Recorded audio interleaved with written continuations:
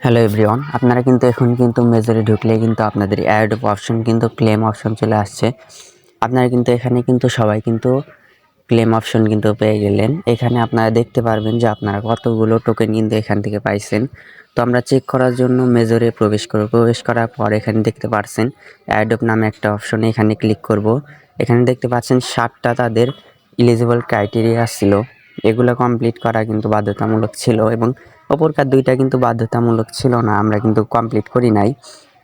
এখানে দেখতে পাচ্ছেন স্টার ট্রানজেকশন, টোন ট্রানজেকশন এবং রেফার করার কথা বলছিল, টাস্কের কথা বলছিল, অ্যাচিভমেন্ট অর্থাৎ এনএফটি, যাই হোক এগুলা, আবার গেমের কথা বলছি, স্কটের কথা বলছিল।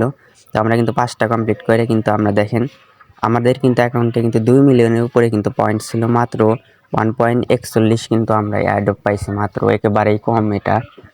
তো এখান থেকে আমরা যদি ওকেতে একটা প্রেস করে দেই, মাত্র এই কয়েকটা কিন্তু অ্যাডপ পাইছি, আমরা কিন্তু 2টা অ্যাডপও কিন্তু পাই নাই, মাত্র 1.41।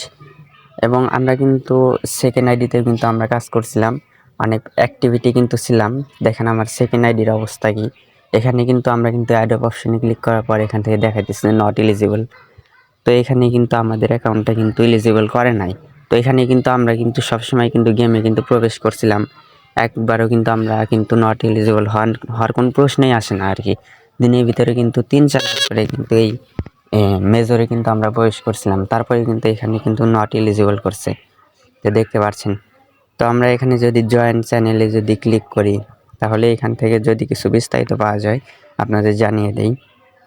তো মেজর কমিউনিটিতে প্রবেশ করার পর এখানে দেখতে পাচ্ছেন তাদের অ্যাডপ ক্রাইটেরিয়া ছিল 7টা: star transaction, TON transaction, refer in right, task complete, তারপরে অ্যাচিভমেন্ট কমপ্লিট, পার্টিসিপেট গেম এবং স্কোয়াডে জয়েন। ঠিক আছে, তার মধ্যে উপরকার 2টা স্টার ট্রানজেকশন এবং টোন ট্রানজেকশন বাধ্যতামূলক ছিল না, আর নিচকার 5টা কিন্তু বাধ্যতামূলক ছিল।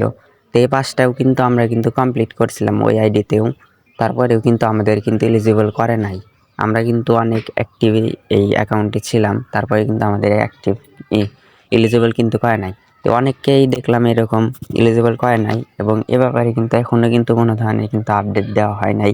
তাদের কমিউনিটি অ্যানাউন্সমেন্ট চ্যানেলে ফাইনাল আপডেট কিন্তু দেওয়া হয় নাই যে কী জন্য দিল না।